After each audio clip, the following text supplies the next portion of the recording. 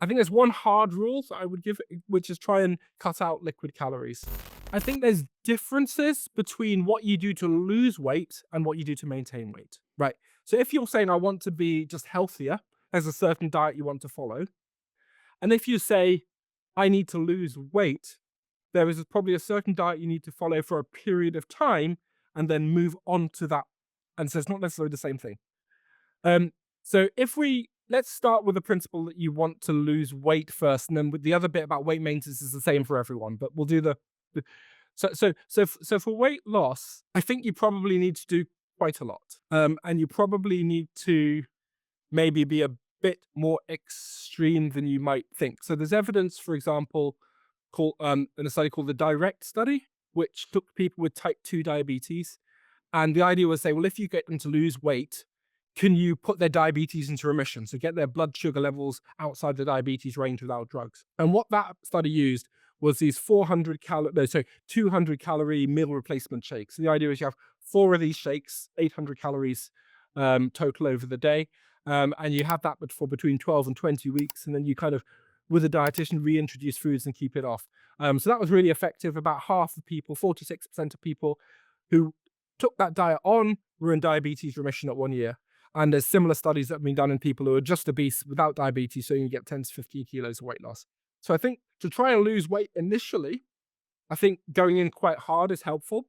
The challenge is transitioning out of this into something that's sustainable over time.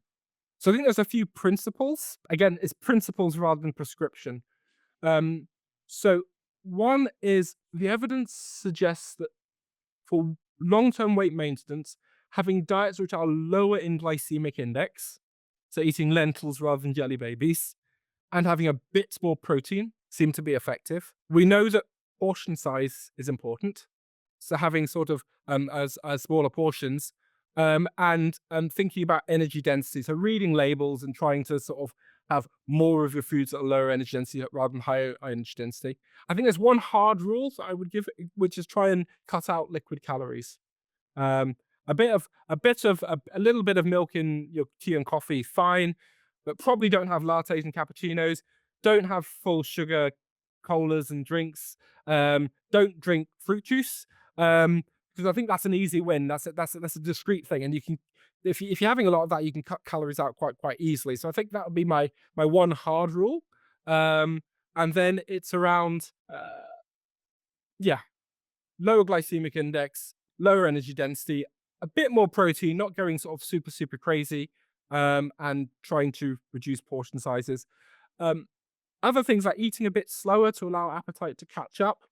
And one thing that I do, and I know you disagree with this, Owen, is I roughly track calories. I don't do every single calorie, but I'll say that's a meal, that's about 500 calories. Because what I find is if I don't do that, I can easily be 1,000 calories over and just not notice it, because a lot of food consumption is, it's not completely conscious.